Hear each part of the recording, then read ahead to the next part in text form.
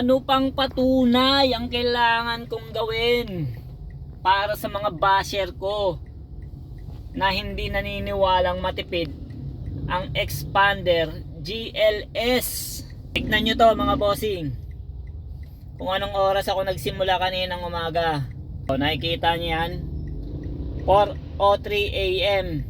Oh, sunod-sunod yan mga booking ko na yan mga bossing. Wala akong dayang ginagawa dyan hanggang itong huling drop ko. Ayan yung huling drop ko mga bossing. Itong 7:47 AM ang kanyang pick up. Anong oras na?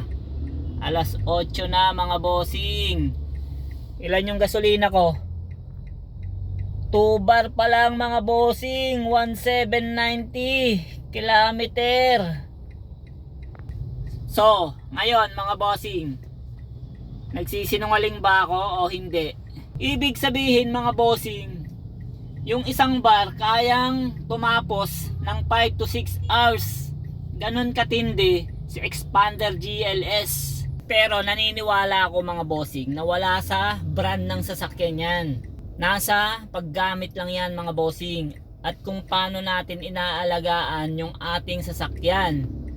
Yan yung susunod na ituturo ko at isi-share ko sa inyo mga bossing, kung ano yung mga ginagawa ko sa sasakyan. Abangan nyo mga bossing.